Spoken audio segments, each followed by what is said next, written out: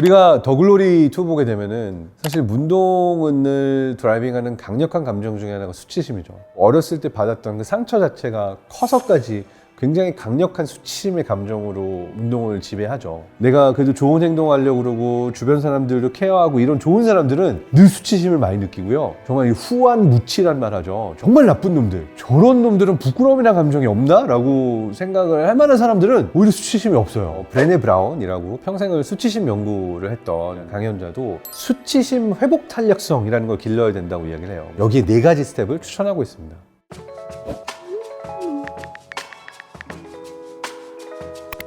안녕하세요. 뇌과학자 장동선입니다. 장동선이 궁금한 뇌 새로 돌아와서 새롭게 시작하는 코너가 과학으로 위로받기예요. 주변을 둘러보면 힘든 마음 다들 꾹꾹 눌러놓고 참으면서 사는 것 같은데 지금 뇌 안은 어떤 상태인지 좀 들여다볼 수 있는 컨텐츠를 준비해봤습니다. 과학으로 위로받기 첫 시간이고요. 오늘 우리가 파헤쳐볼 주제는 바로 수치심입니다.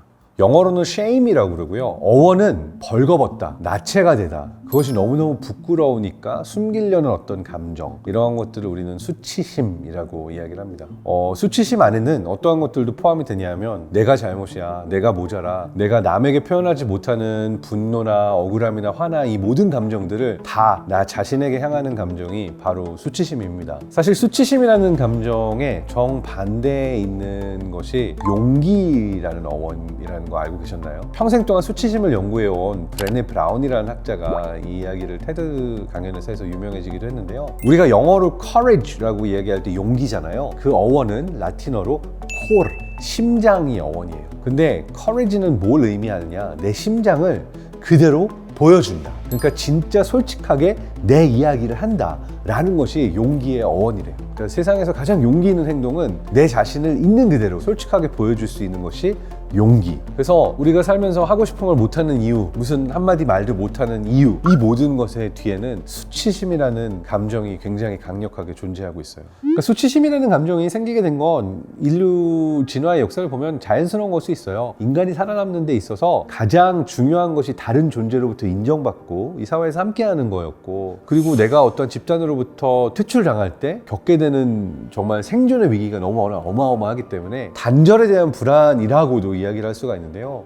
어떤 아이들이 그러면 수치심을 많이 느끼느냐? 내가 남으로부터 받아들여지지 못한 경험을 많이 하면 할수록 내 안에서 수치심이라는 감정이 커져갑니다. 가장 아픈 경험은 부모가 자식을 방치해두고 충분한 사랑과 관심을 기울이지 못했을 때 아이들은 어떤 감정을 느끼냐면 내가 뭔가 모자라다, 내가 엄마 아빠한테 잘못했다, 내가 잘못해서 사랑받지 못하는구나, 스스로를 탓하면서 자기 자신을 괴롭히는 그런 본능적인 행동을 보이게 되죠. 정말 안 좋은 예지만 제가 아는 어떤 분은 이런 이야기도 하시더라고요. 예전에 무상급식 나왔을 때 학교에서 돈 내고 먹는 이 도시락은 흰색 용기에 나오는데 무상급식은 파란색 용기에 따라 나왔다. 그러면은 똑같은 밥인데 색깔이 다른 밥을 먹고 우리 집이 가난해가지고 내가 무상으로 지원받은 밥을 먹고 있다는 느낌을 받을 수 있겠죠. 그래서 그러한 시선이 무서워서 차라리 난 이 밥을 안 먹으면 안 먹었지, 남들과 다른 이 밥을 먹는 게 너무 수치스러웠다, 이런 이야기를 하는 아이들도 있습니다. 저 같은 경우도 어렸을 때 가장 수치스러웠던 기억 중에 하나를 꼽자면 초등학교 저학년 때 축구부에 갔었어요. 근데 어떤 경험이 있냐면 축구 연습을 하는데 코치님한테 좀 화장실 가야 돼요 하는데 화장실을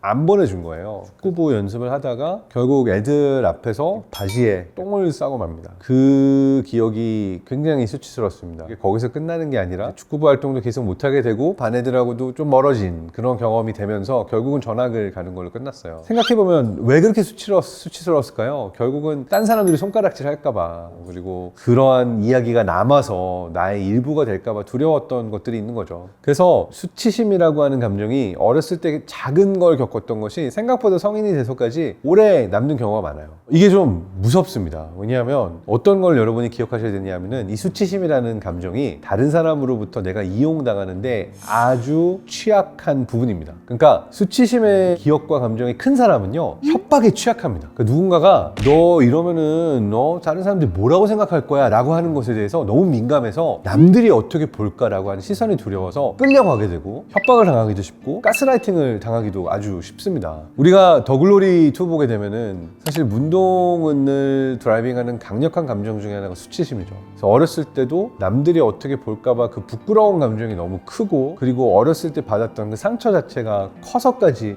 문동을 지배하죠. 근데 이게 실제로 사회에 나와서도 많은 케이스가 내가 그 상황에서 네가 왜 그렇게 이용을 당했어? 왜 그런 나쁜 일을 당했어? 라고 물어볼 때 나도 모르는 사이에 말려들게 되는 원인 중에 하나가 수치심이라고 할 수 있거든요. 뇌 안에서 수치심은 어떠한 영역 그리고 어떠한 네트워크와 관련성이 있는가를 보게 되면은 수치심의 경우 가장 큰 영향을 끼친다라고 알려져 있는 영역은 뇌 안에서 인슐라라고 불리는 섬엽, 그리고 anterior cingulate cortex라고, 그래서 전측 대상 피질이라는 영역입니다. 인슐라가 관련하는 곳은 내 몸 안에서 올라오는 정말 원초적인 욕구들이 인슐라에서 느껴져요. 예를 들어서 졸리다, 하품을 한다, 배고프다 뿐만 아니라 이렇게 내 몸의 상태를 인지하면서 다른 사람을 공감하고 다른 사람의 상태는 어떤가 라고 하는 것을 알아차리는 데 있어서도 이 섬엽이 굉장히 큰 역할을 합니다. 근데 흥미로운 거는 수치심이 뇌 안에서 죄책감을 느낄 때 활성화되는 영역하고 당혹감을 느낄 때 활성화되는 영역하고 크게 겹쳐요. 브레네 브라운 같은 학자는 이걸 어떻게 구분하냐면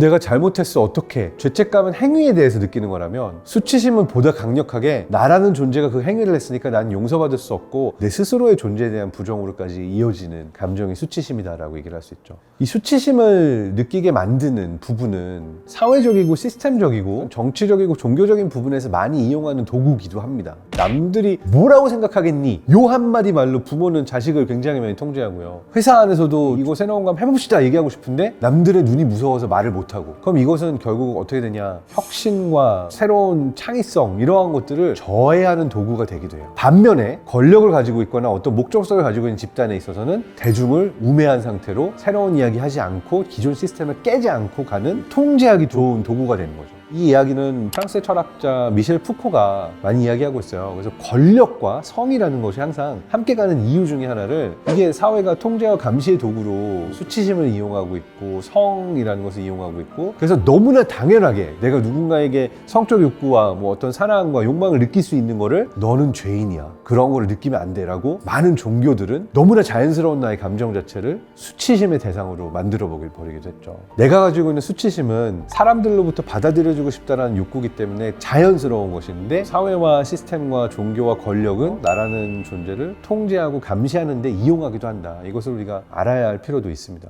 이러한 이야기를 브레네 브라운이라고 평생을 수치심 연구를 했던 연구자이자 강연자도 수치심 관하는 사회라는 책에서 이야기를 하고 있어요. 우리가 수치심 회복 탄력성이라는 걸 길러야 된다고 이야기를 해요. 무슨 이야기냐면은 우리가 수치심을 벗어 던지고 진짜 나의 모습을 꺼낼 수 있는 용기를 가져야 된다라고 얘기를 하거든요. 여기에 4가지 스텝을 추천하고 있습니다. 첫 번째는 수치심 촉발제를 파악해라. 내가 수치심을 느끼게 만드는 포인트들이 무엇인가라는 걸 관찰하라고 그래요. 사실 수치심이라는 감정이 들면 이게 본능적으로 정말 강력한 감정이 올라오기 때문에 몸이 먼저 반응을 해요. 우리가 이러한 거를 유심히 살펴봐야 될 필요가 있습니다. 어떠한 상황이, 그리고 어떠한 말이 내 안에서 수치심을 유발하는가, 그리고 별 뜻 없이 던진 말이고 그냥 크게 수치심을 느낄 만한 상황이 아니었는데도 내가 수치심을 느낀다. 이거는 분명히 내 이전의 기억들, 경험들 때문에 증폭된 반응이 나왔을 수 있는. 두 번째는 좀 비판적인 태도를 가지고 스스로를 바라보는 거예요. 몇 발자국 이렇게 뒤로 물러서서 큰 그림을 보는 게 중요합니다. 이게 과연 이렇게 화낼 만한 상황이었나? 내가 예전에 이런 게 있어서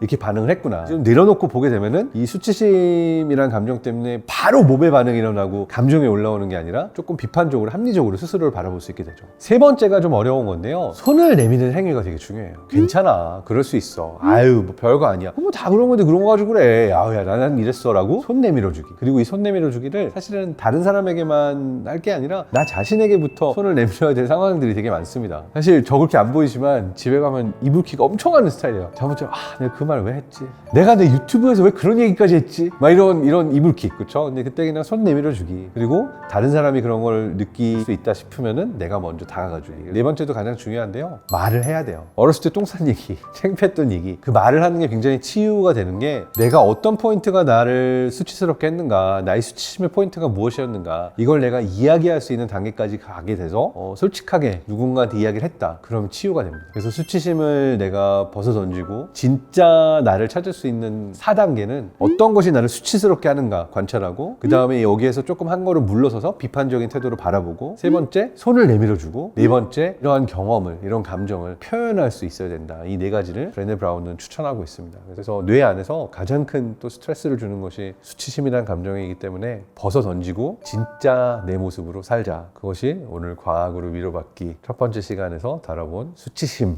내용이었습니다. 궁금한 점이 있거나 아니면 여러분께서 뭐 질문하고 싶은 게 있다면 댓글로도 많이 남겨주시고요. 여러분 부끄러워하지 말고요. 수치심 가지지 말고 여러분의 진짜 나의 모습 충분히 사랑받을 만합니다. 충분히 멋집니다. 내 스스로의 어깨 쳐주면서 나 정도면 괜찮아. 수치스러워하지 말고 자기 자신을 많이 안아주시기 바랍니다. 여러분 모두 건강하고 행복하세요.